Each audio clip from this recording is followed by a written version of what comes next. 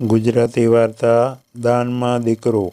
ઉદાલક નામે એક ઋષિ હતા, પૂરા પંડિત અને જબરા તપસી, જ્ઞાની પણ એવા। એમને એક દીકરો, એનું નામ નચિકેતા। જેવા બાપ તેવો જ દીકરો, ઘણું ભણ્યો અને ઘણું શીખ્યો। ઉદાલક ઋષિએ યજ્ઞ માંડ્યો, પંડિતોને બોલાવ્યા, ધામધૂમથી યજ્ઞ કર્યું। ઉત્સવને આનંદ છવાઈ રહ્યા હતા। યજ્ઞ થાય ત્યારે દાન દેવાય। ઉદાલક ઋષિ દાન દેવા બેઠા। ખરું દાન તો ગાયનું, તેમાંય દુધાળી ગાયનું દાન સૌથી ઉત્તમ। બ્રાહ્મણો આવે છે, સંકલ્પ કરાવે છે અને ગાયના દાન લે છે। એમ કરતાં સેંકડો ગાયોના દાન દીધા।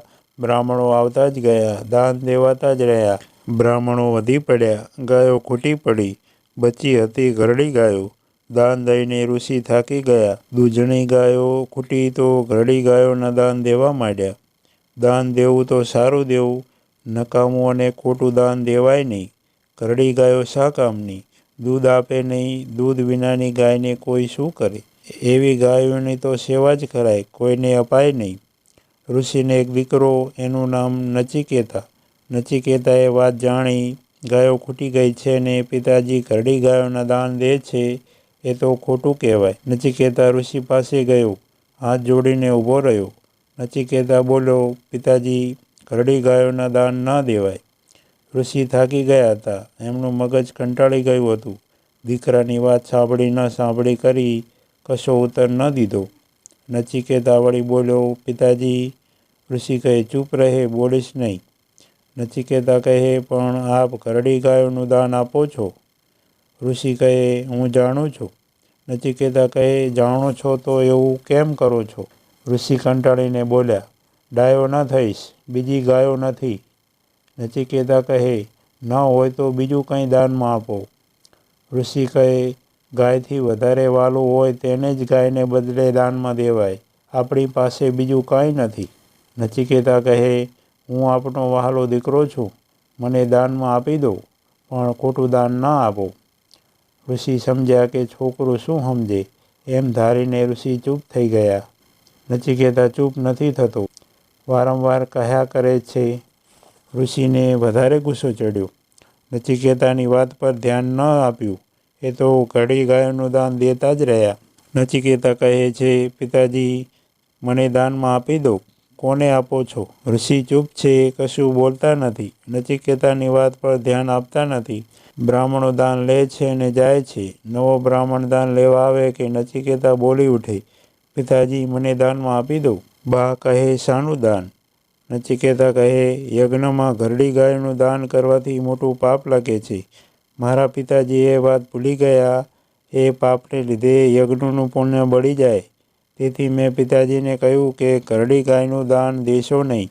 મારું દાન દઈ દેવા કહ્યું, એમણે મને યમરાજને આપી દીધો છે। હવે મારાથી ન ખવાય ન પીવાય। માં દુઃખી થયા, ઋષિને વાત કહી। ઋષિને આ વાત સાંભળીને વધારે ગુસ્સો ચડ્યો। માં ઋષિને કહે છે કે તમે દીકરાને મનાવી લો। ઋષિ કહે છે, એવા હઠીલા દીકરા શા કામના? માં કહે છે, તો દીકરો ભૂખ્યો ને તરસ્યો મરી જશે। ઋષિ કહે, ભલે મરે, મા બાપની આજ્ઞા વિના ખોટા કામ કરે તેવા દીકરા મરે તે જ સારું। બા તે બા, બીજા વનના વા, બાને એ કેમ ગમે? દીકરો ભૂખ્યો ને તરસ્યો રહે એ માથી સહન ન થાય। માં કહે છે, દીકરા, તારા પિતાજીને ગુસ્સો ચડ્યો છે, તું માની જા અને જમી લે, પાણી પી। નચિકેતા કહે, બા, તો મારા પિતાજીને વધારે પાપ લાગે। યજ્ઞના આસન પર બેસીને તેમણે મને દાનમાં આપી દીધો છે। યજ્ઞની વેદી સામે બેસીને મારું દાન યમરાજને આપ્યું છે, તે પ્રમાણે હું યમરાજની પાસે ન જાઉં તો મારા પિતાજીનું વચન ખોટું પડે, તો પાપ લાગે। યજ્ઞમાં બેસીને ખોટું બોલાય નહીં, બોલેલું ફરાય નહીં। માં સમજાવે છે પણ દીકરો માનતો નથી। એમ કરતાં બીજો દિવસ થયો। તે દિવસ અન્ન અને પાણી વિના ગયા। ત્રીજા દિવસે નચિકેતાનું ગળું સુકાવા માંડ્યું, ગળામાં શોષ પડવા લાગ્યો। માં સમજાવે, લોકો સમજાવે, નચિકેતા માનતો નથી। એ તો એક જ વાત કહે છે કે યજ્ઞમાં બેસીને જૂઠું ન બોલાય। બોલીને તે પાળીએ, પિતાજીએ મારું દાન યમરાજને આપ્યું છે, મારે પિતાજીનું વચન પાળવું જોઈએ। મા બાપનું વચન ન પાળે તે દીકરા પાપી। બધા નચિકેતાને સમજાવે છે। ગામના, આશ્રમના, પાડોશના સૌ લોકો એકઠા થયા। એક ઋષિ ઉદાલક આવતા નથી. દીકરા જેવો દીકરો મરવા બેઠો છે પણ ઉદાલક ઋષિનું હૈયું પીગળતું નથી. લોકો કહે છે કે ઋષિજી આપ જઈને દીકરાને સમજાવો.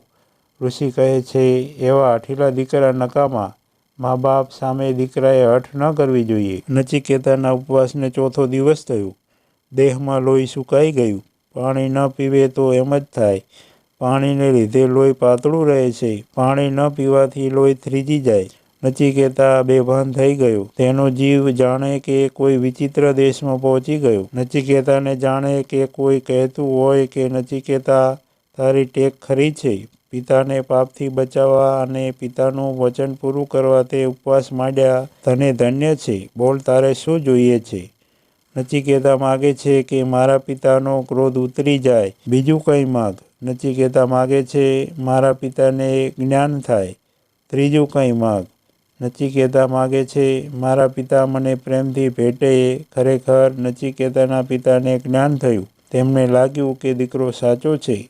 એની હઠ સાચી છે. ઋષિ એકદમ દોડી પડ્યા. નચિકેતાની પાસે આવ્યા. એ તો મરદું થઈને ઢળી પડ્યો હતો. જીવ તાળવે ચડી ગયો હતો.